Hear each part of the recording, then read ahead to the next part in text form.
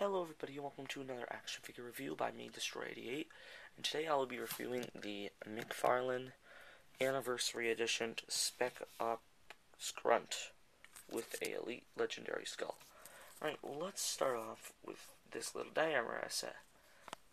The red Spartan, his plasma pistol throwing sticky and stuck the Grunt's finger and the Grunt's looking at it stupidly. I love stickies. But, yeah, so you go away. No one likes you. Alright, let's get to the figure right away. He does not stand up very well with the fuel rod. It's not a very good weapon to put with him. I know they have that in the game, and you should have at least one set with the fuel rod, but they should have made it like lighter or something, because he doesn't hold it. It's really hard to get him to stand up while holding it. Yeah, it's ugh. Weapons choice, I really don't like it. I think they should just give him a plasma pistol or a needler. I don't know. He doesn't hold it very well. Alright, so this is him. Does not have a removable backpack. I really wish he did. He does have a removable mouthpiece, though, so you can see his hideous teeth. And, yeah, he's overall a really good figure. Not as good as the Series 1 Grunt, or even the Series 6 Grunt. He's a little bit stiffer, and, I don't know. Actually, that sounded really dumb, because they're the same exact figure, except repainted the Series 6 and this one. But whatever, I think that the Series 6 one's better, not just because of the color. Alright, so that's the figure. Alright, the fuel rod. The fuel rod is a fuel rod. And this is actually my Brute Chieftain's fuel rod, because the trigger broke off on that one, because his big meaty hands. And, I didn't want to have to break the trigger off my other fuel rod, so I just used this one to put in the Grunt's hands. On top of the fact that this weapon is far too heavy and far too big and out of balance for a Grunt to hold, a figure Grunt, it's doesn't fit in his hands very well either. The trigger makes it almost impossible to get in his hands without either breaking his fingers or the gun. What the heck, McFarlane? Not very pleased with this figure, the weapon mainly. And it also comes with a sticky, little tiny sticky icky. Nothing really great about that. It's a sticky. What am I supposed to say? Its paint job was mildly superb in a few minor places. Anyway, it comes with this legendary skull too, which you put on the legendary plaque. And you're probably thinking, oh yeah, that'd be awesome for stop motions. Just have an elite skull. That'd be so cool. Kind of like the last scene in Reach when Noble Six gets killed, and then you see his helmet later, like a couple hundred years or whatever. Well, not 100 years, but quite a while later. You're probably thinking that'd be cool for stop motions. Alright, here is my Series 3 Combat Elite. Blorg! But, take off his helmet. So yeah, there you go. Elite head. It's a tad bit out of scale. Just a tad bit. No, not really. That's possibly like the most out of scale thing.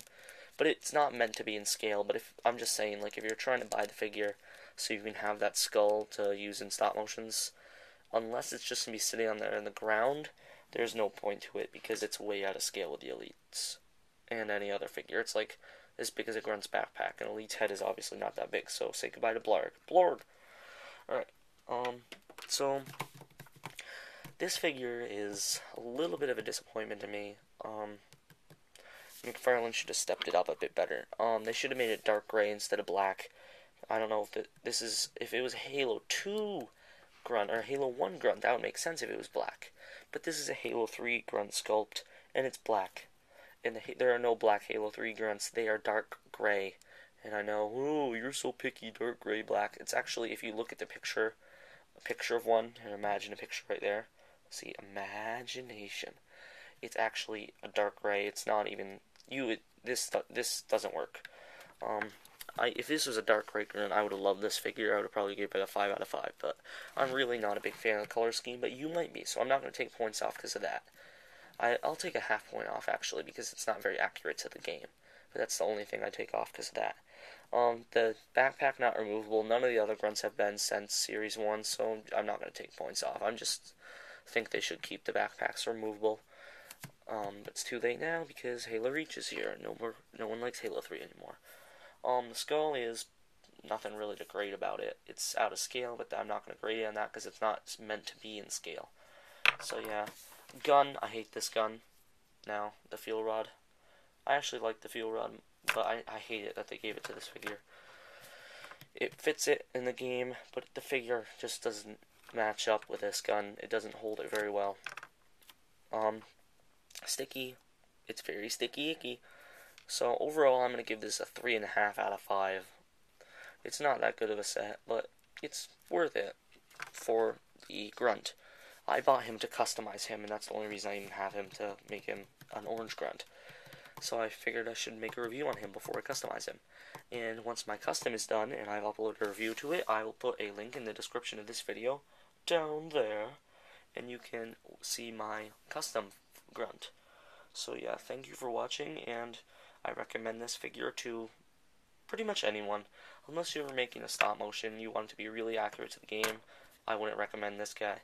And if you like one of those guys who makes dioramas and it's absolutely necessary to hold their guns, maybe not such a good idea. But if you're collecting them to make this thing, definitely get this figure. It's worth it.